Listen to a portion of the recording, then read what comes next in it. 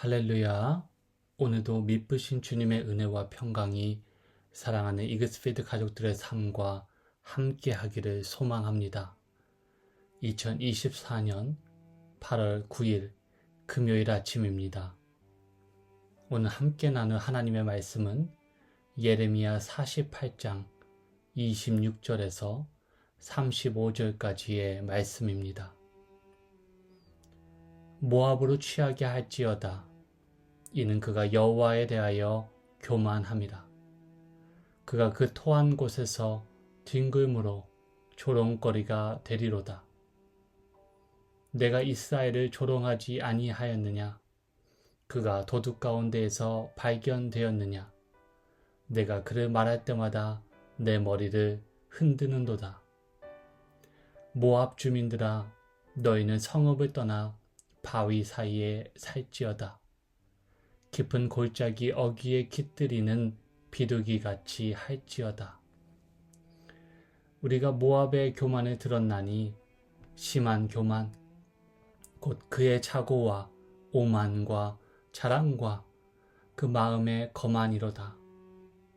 여호와의 말씀이니라.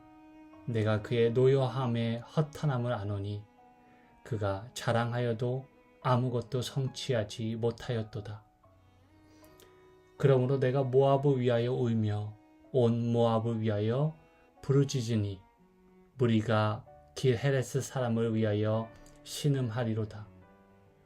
신마의 포도나무여, 너의 가지가 바다를 넘어 야세 바다까지 뻗었더니 너의 여름 과일과 포도 수확을 탈취하는 자가 나타났으니 내가 너를 위하여 울기를 야셀이 우는 것보다 더하리로다. 기쁨과 환희가 옥토와 모압 땅에서 빼앗겼도다. 내가 포도주 틀에 포도주가 끊어지게 하리니 외치며 밟는 자가 없을 것이라. 그 외침은 즐거운 외침이 되지 못하리로다. 헤스본에서 엘르알레를 지나 야하스까지 와 소알에서 호로나임을 지나 에글랏 셀리시아에 이르는 지역에 사는 사람들이 소리를 내어 부르짖음은 니무림의 물도 황폐하였음이로다. 여호와의 말씀이라. 모압 산당에서 제사하며 그 신들에게 분향하는 자를 내가 끊어버리리라. 아멘. 하나님께서는 모압이 술에 취해 자기가 토한 데 뒹구는 우스꽝스럽고 어리석은 사람처럼 될 것이라 말씀하십니다. 미국의 한 거리의 골목마다 마약에 중독된 사람들이 뒤엉켜 있는 영상을 본 적이 있습니다. 본래 중증 환자용 진통제로 쓰이는 그 펜타닐에 취해서 허리를 숙인 채 그대로 멈춰섰던 사람들도 있었고, 길 위에서 그대로 누워서 살았는지 죽었는지 분간할 수 없는 중독자들도 곳곳에서 쉽게 보였습니다. 거리에 놓인 벤치 위에 어떤 사람은 몸을 반쯤 접어 누웠고, 약에 취한 또 다른 사람은 벤치 아래 몸을 구겨 넣고 낮에 뜨거운 햇빛을 피하는 모습이 영상에 등장했습니다. 보는 내내 위태로운 처지에 빠진 이들이 안타깝게 느껴졌습니다. 하지만 사람들은 조롱 섞인 어투로 그곳을 가리켜 좀비거리라 불렀습니다. 약에 취한 사람들이 좀비처럼 행동한다고 해서 붙여진 이름입니다. 더욱 안타까운 것은 미국에서 유서 깊은 이 도시의 일부였던 그 거리에 이제 어두운 그늘이 드리워졌다는 사실 때문입니다. 어제 새벽 기도를 통해 함께 살펴보았듯이 모압은 고원지대에 있는 곳으로 군사적으로 유리한 위치에 있기도 하였고, 또 땅이 비옥하여 목축 및 농사가 발달된 곳이었습니다. 오늘 본문 33절에서도 말해주듯이 모압은 특히 과실 중에 포도 재배가 원활히 이루어진 곳이었습니다. 이로 인하여 모압은 살림이 넉넉했던 곳입니다. 하지만 과하면 모자람만 못하다라는 말이 있듯이 그들의 평화와 부요함, 그리고 그로 인한 그들의 교만이 그들을 결국 걸려 넘어지게 만들었습니다. 어제와 마찬가지로 하나님은 모압을 가리켜 그들이 심히 교만하다고 질책하십니다. 구체적인 예로 27절은 이스라엘이 바벨론에 의해 침략을 당할 때 이스라엘의 패망을 모압이 비웃고 조롱하였다고 말합니다. 이스라엘을 향해서 그들은 고개를 저었습니다. 이것은 단순히 이스라엘의 불행을 기뻐하는 것을 넘어 바벨론을 통해 지금 행하고 계신 하나님의 심판 앞에 자신들의 힘과 능력을 의지하며 자신들은 결국 끄떡 없을 것이라 확신하는 모압의 교만에서 비롯된 것입니다. 힘있고 능력있고 풍족한 모압, 부족함이 없는 그들은 하나님의 복음과 구원도 없어도 된다고 생각한 것입니다. 그것이 모압의 교만입니다. 이런 모압으로 인해 여호와 하나님께서는 이제 모압이 비웃음거리가 되게 하시겠다고 말씀하신 것입니다. 29절 말씀을 다시 한번 읽어드리겠습니다. 우리가 모압의 교만을 들었나니 심한 교만, 곧 그의 자고와 오만과 자랑과 그 마음에 거만이로다. 잠언 기자는 교만의 위험성을 다음과 같이 경고합니다. 잠언 16장 18절 말씀입니다. 교만은 패망의 선봉이요 거만한 마음은 넘어짐의 앞잡이니라. 아멘. 예수님을 십자가 죽음으로 몰고 간 사람들은 당시 종교 지도자들이었습니다. 자기 의와 교만에 빠진 사람들이었고 그들은 하나님의 율법을 앞세워 민중들을 향해 오만하게 고개를 저으며 정죄하기 일쑤였습니다. 이런 그들을 가리켜 예수님께서는 그들을 소경이라 불렀고 그들의 위험성을 가리켜 만일 소경이 소경을 인도하면 둘이 다 구덩이에 빠지리라 말씀하셨습니다.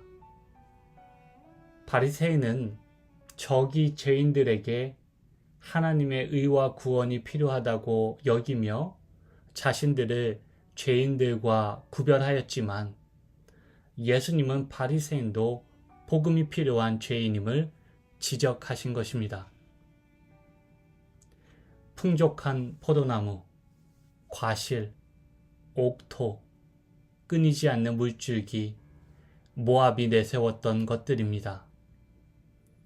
하나님께서 축복으로 주신 것은 하나님 안에서 나와 내 이웃을 이롭게 하는데 사용되어져야 할 선물입니다.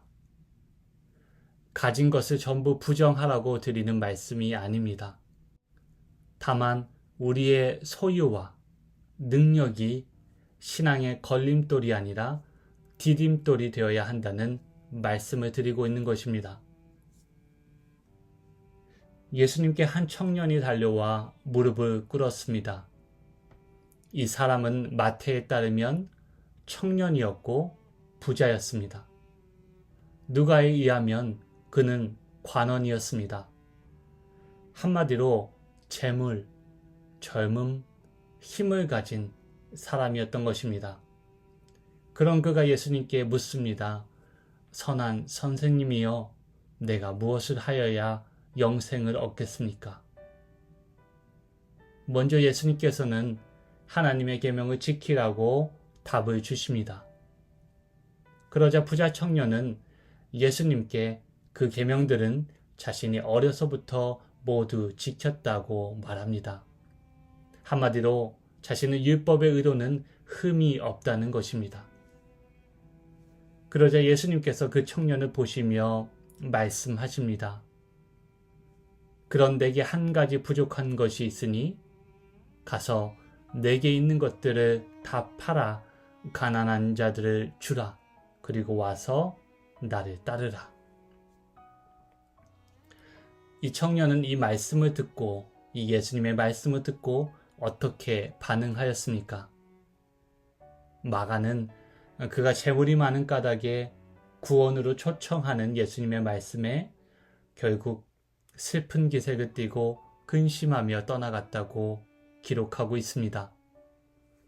그의 젊음과 소유, 그리고 힘과 능력이 예수님께로 나아가는 디딤돌이 되지 못하고 걸림돌이 된 것입니다.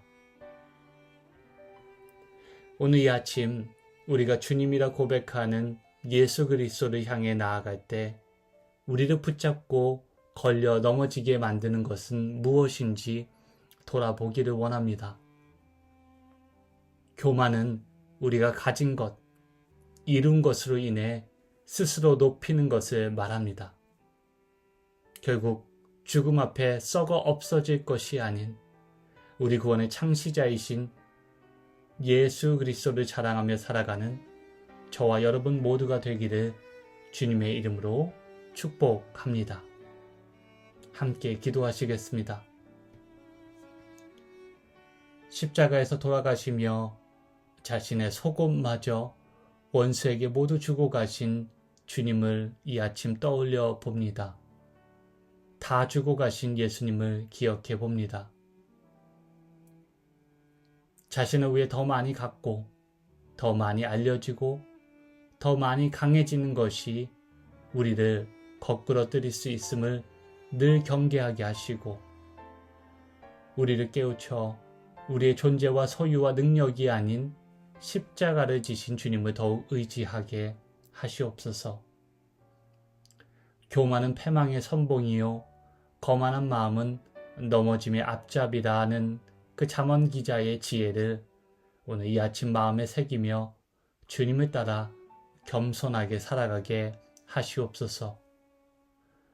지난 2박 3일 동안의 마타가미 사역을 잘 마무리하고 안전하게 복귀할 수 있도록 원주민 선교팀과 함께하여 주시고,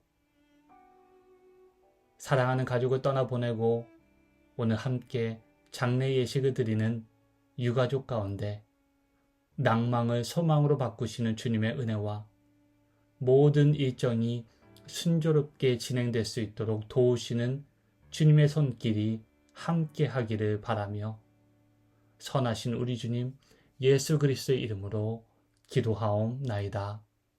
아멘. 함께 나눈 말씀을 기억하시고 기도하시면 좋겠습니다. 오늘 하루 교만이 아닌 겸손으로 주님 앞에서 살아가는 복된 하루 되기를 주님의 이름으로 축복합니다.